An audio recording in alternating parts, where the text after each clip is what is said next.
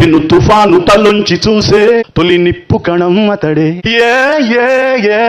మొన్న 2024 ఎన్నికల ముందు ఉగాది పండుగ రోజు ఇంటి పక్కనే తిరుమల తిరుపతి వెంకటేశ్వర స్వామి గుడి సెట్ వేసుకొని ఎవరో ఒక గాయకుడి చేత పెను తుఫాను తలొంచి చూసే తొలి నిప్పు కణం అతడే అనే పాట పాడించుకొని సునకానందం పొందాడు జగన్మోహన్ రెడ్డి. ఈ సంఘటన జరిగిన తర్వాత రాధా మనోహర్ దాస్ గారు మాట చెప్పారు, ఇంటి దగ్గరే గుడి సెట్ వేసుకున్నవాడు ఒక గుడిసెట్టి వెధవ అన్నాడు. అది నిజమని కొంతవరకు ప్రూవ్ అయింది. ఇప్పుడు తిరుమల లడ్డు కల్తీ బయటపడగానే అది పూర్తిగా వాస్తవం అనేది జనాలకు కూడా అర్థమైంది. ఆర్టికల్ 26 ప్రకారం జగన్మోహన్ రెడ్డి నువ్వు రేపు 28న తిరుమల వెళ్ళి పాప ప్రక్షాళన చేసుకుంటాను, వెళ్ళు, ఎలా అయినా వెళ్ళు, కొండల కాలినడకన వెళ్తావో, బస్సులో వెళ్తావో, నీ కారులో వెళ్తావో, ఎలా అయినా వెళ్ళు, కానీ గుడికి కానీ మసీదుకి కానీ చర్చిలో కానీ కొన్ని నియమాలు ఉంటాయి. ఆ నియమాలను నువ్వు ఫాలో అవ్వాలి. తిరుమల గుడిలోకి వెళ్ళేటప్పుడు అన్ని మతస్థులు ఒక డిక్లరేషన్ మీద సంతకం పెట్టాలి.